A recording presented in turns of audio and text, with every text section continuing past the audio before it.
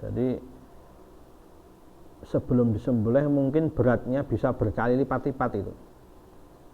Tapi kalau sudah disembelih bisa jadi ringan, karena di dalam hewan ini ada hararatul ghoriziyah, panas yang memang sudah ghorizi itu sudah panas yang watak asli, karakternya memang hewan itu panas.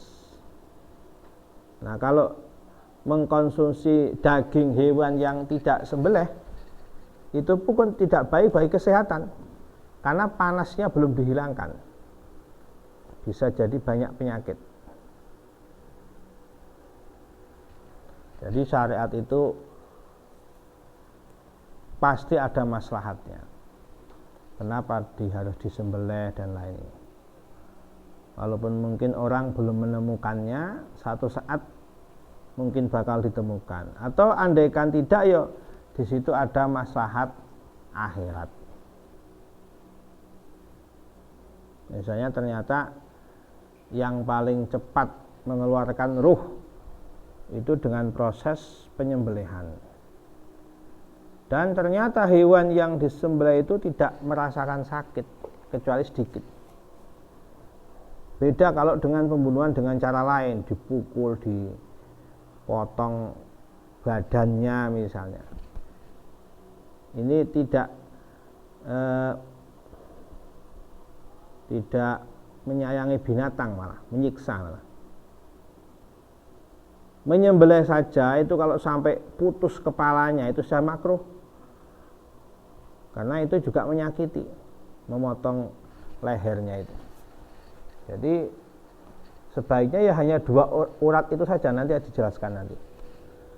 Amal hayawanul makulul bahri fayahillu ala sahihi bila zabhin. Kalau hewan lautan, ikan dan sejenisnya ini tanpa disembelih pun halal menurut qaul sahih,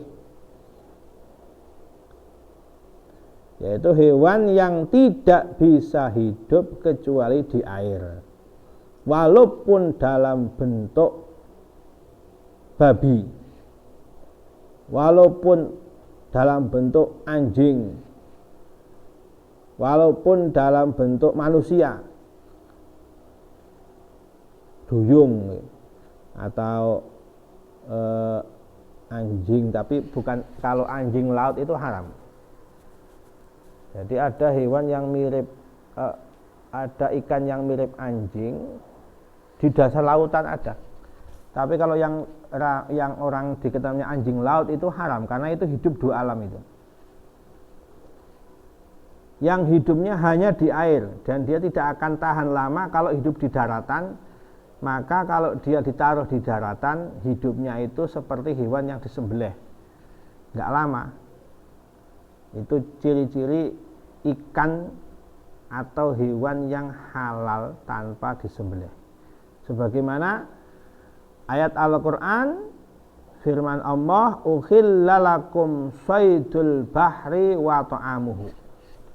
Dihalalkan bagi kalian semua buruan air, lautan, dan makanannya semuanya halal. Dan juga hadis Nabi sallallahu alaihi wasallam, ukhilla lana maitatani wa damani. Dihalalkan bagi kita 2 bangkai dan 2 darah. As-samak wal jarad wal kabid wat tihal. Ikan dan belalang, hati dan limpa. Ikan itu walaupun bangkai, kata Nabi, halal, berarti tidak harus disembelih. Makanya fayahillu ala sahih bila zabhin. Ini mungkin madhab lain yang mensyaratkan nyembelih. Madhab Malik itu termasuk madhab yang paling ringan dalam masalah binatang. Hampir semua binatang menurut madhab Malik itu halal, tapi syaratnya harus disembelih. Buaya misalnya, itu madhab Malik, bukan madhab kita. Wa ma ay awal hayawanul ladzi lam yuqtar Bidami awali ala zakati kasatin insyatin tawahasat au ba'irin daba syaridan fa zakatuhu akruhu. Kalau hewan itu bisa dikendalikan, bisa dijagal dengan baik-baik, bisa disembelih, maka ya harus sembelih. Kalau hewan ini getap, lari, bedol misalnya, dia ini kabur dari kandang misalnya, ini hewan yang lam yukdar, sulit. Misalnya ada hewan mau disembelih, onta kalau di Arab misalnya, kepalanya masuk ke sumur misalnya, tinggal kepala, tinggal kaki sama badannya, ini mau sembelih kan sulit, tidak bisa sembelih. Bagaimana? Ya sudah, sebisanya. Ini syaratnya, tapi hewan yang tidak bisa dikendalikan ini, yang getap, yang lari. Bisanya kaki ya kaki, bisanya perut ya perut. Sebisanya, fazakatuhu akruhu. Caranya nyembelih pokoknya dilukai yang dia mampu. Ini karena darurat, nggak bisa mencari lehernya, nggak ketemu misalnya. Sebagaimana orang berburu, mau memburu kijang misalnya, memburu burung misalnya, ya sudah, bagaimana caranya, sekenanya, memanah kakinya, memanah badannya, ini juga halal. Dimanapun tempat, fi ayyi maudhi'in kanal akru, sebisanya. Tapi syaratnya yang tawahash.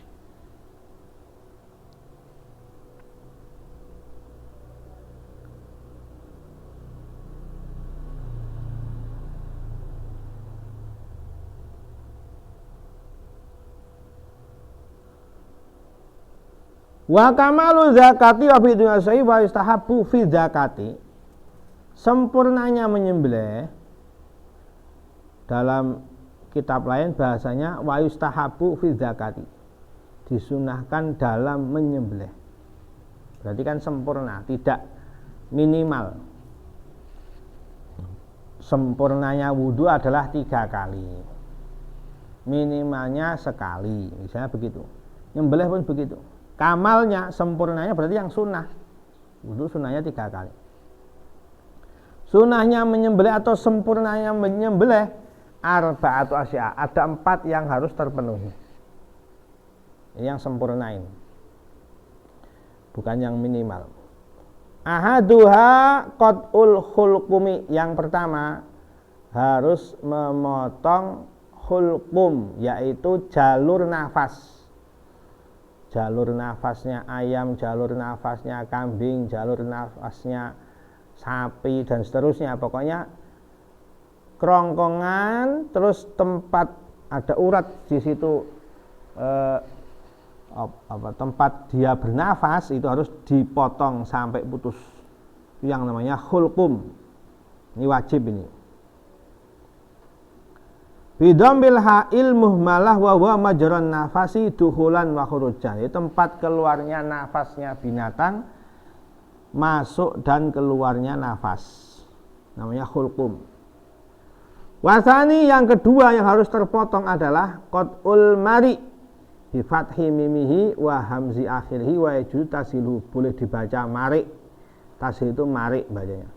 Wa huwa majrat ta'am, yaitu majrat ta'am wasyarab minal halqi ilal ma'iddati.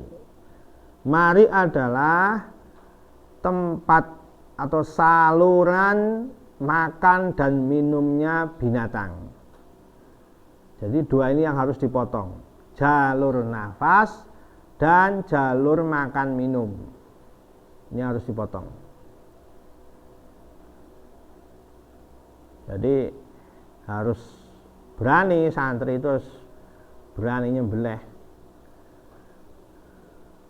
jangan takut. Nabi dulu nyembelih sendiri, takut sama nyembelih, tapi nek mateng doyan. Nah, bagaimana bisa menuju proses halal kalau nggak disembelih? Nah, itu kalau bisa itu serba bisa. Nyembelih pun berani, jangan takut. Oh, nggak tega, justru kalau nggak nyembelih itu namanya tega. Kalau dengan proses selain sembelih itu malah memperlama keluarnya ruh, malah menyakiti binatang, malah bengis ya itu kalau malah tidak disembelih. Sembelih itu justru malah paling menyayangi binatang itu. Makanya sabda Nabi, fa'ahsinuz dzibhah, berbuatlah baik dalam menyembelih. Bagaimana caranya? Ya nanti sunnahnya misalnya pisaunya dipertajam, goloknya itu dipertajam. Itu contoh ihsanuz dzibhah. Minal halaqi ilal ma'iddah wal mari'u tahtal khulukumi, jalur makan atau jalur minum ini ada di bawah jalur nafas. Jadi bergandengan itu. Di tenggorokan ini tidak hanya binatang, manusia pun punya. Ada jalur makan dan jalur nafas. Ini tumpang tindih. Yang atas jalur nafas, yang bawah jalur makan minum. Nah, ini harus dipotong. Tidak perlu sampai tulang, cukup 2 jalur itu. Tidak perlu tulangnya leher ikut dipotong. Kalau 2 ini sudah terpotong maka halal. Wa yakunu qad umadzukira duf'atan wahidah. Pemotongan 2 jalur itu harus langsung, jangan putus di tengah jalan. Langsung putus baru pisaunya diangkat. Kalau belum putus 2-nya itu jangan diangkat. Kalau belum putus terus diangkat, ini bisa tidak halal nanti, bisa jadi haram. La fi duf'ataini, tidak boleh dengan 2 kali, harus sekali langsung potong, langsung putus. Makanya kalau bisa ya dipertajam pisaunya. Fa innahu yahrumul madbuh hina idzin. Kalau sampai 2 kali pemotongan ini bisa haram. Nah, ini karena zamannya sudah modern, sekarang jadi banyak permasalahan. Ada orang itu karena malas menjagal sapi misalnya. Hanya ada sekarang ini yang dengan istilahnya stunting. Jadi kepalanya sapi ini ditembak seperti apa itu yang buat pingsan. Setelah pingsan baru sembelih. Nah, itu halal dengan catatan hewan yang pingsan itu masih punya nyawa, gerakannya gerakan mustaqirah namanya. Jadi ada istilah hayah mustaqirah, ada hayat mazbuhah. Kehidupan hewan yang mustaqirah itu bukan kehidupan yang menjelang mati, bukan kehidupan yang sekarat. Kalau hayat mazbuhah itu kehidupan yang sekarat menjelang mati. Habis sembelih kan masih kecil-kecil, masih gerak, itu namanya kehidupan menjelang mati sekarat. Kalau dia masih bisa bertahan lama setelah disanting itu, masih seperti hewan yang bisa hidup kembali. Kalau nanti misalnya hilang pengaruh stuntingnya ini, terus dia bisa jalan, masih bisa gerak bebas lagi, itu halal. Tapi kalau setelah diproses itu seperti hewan sekarat, maka ya haram. Tafsirnya seperti itu. Jadi sebenarnya seperti itu, kalau memang menyakiti hewan ya halal, tapi bisa makruh. Seperti orang menyembelih dengan memotong sampai leher, belum mati dipotong lehernya, itu makruh. Itu menyakiti. Jadi cukup dua jalur ini saja yang dipotong. Wasalisu warabi'u, yang ketiga dan keempat, ini kesempurnanya ini. Kalau 2 tadi wajib, yang 3 keempat ini hukumnya sunnah. Qat'ul wadajain, memotong 2 urat. 2 urat yang mengelilingi leher, yang di sampingnya jalur makan dan jalur nafas, namanya otot wadajain ini. Ini enggak wajib tapi sunnah. Biwawin wadalin maftuhataini tasniyatu wadajin. Wadaj mufrad, wadajain tasniyah. Bi fathid dal wa kasriha, boleh dibaca wadij, boleh dibaca wadaj. Wa huma araqani, dua urat, dua otot fi safhatil unuk, yang ada di pinggir leher, mukhitani bil hulqum, yang meliputi jalur nafas, dekat dengan jalur nafas. Ya, mungkin kita juga punya ini otot yang melingkari jalur nafas, namanya wadaj atau wadij. Wal mujzi'u minha ay alladhi yakfidaka syai'ani qat'ul khulqum wal mari.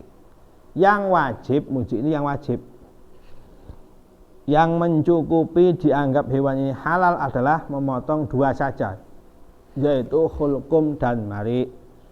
Faqat wala yusanu qat'uma wara'al wadajain. Adapun memotong wadajain ini hukumnya sunnah, selainnya tidak sunnah, selain wadajain tidak sunnah. Misalnya otot-otot yang lain yang tidak diketahui itu saraf atau apa, atau mungkin yang menempel tulang, mungkin itu enggak wajib dan tidak sunnah.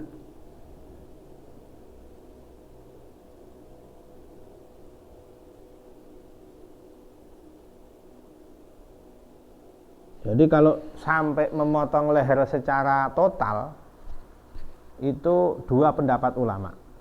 Menurut Imam Romli haram karena menyakiti. Menurut Imam Ash'ali Sabra Milisi hukumnya makruh.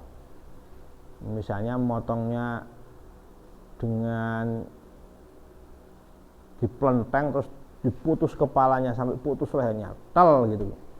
Itu halal tapi makruh menurut Imam Ali Sabrusi, haram menurut Imam Romli. Kenapa Romli mengharamkan? Karena menyakiti, itu menyiksa, sakit kalau tulang lehernya ikut dipotong. Kecuali kalau sudah mati baru dipotong, itu nggak apa-apa. Wa yajuzu ayyahilul istiyadu fi aklil wa alam.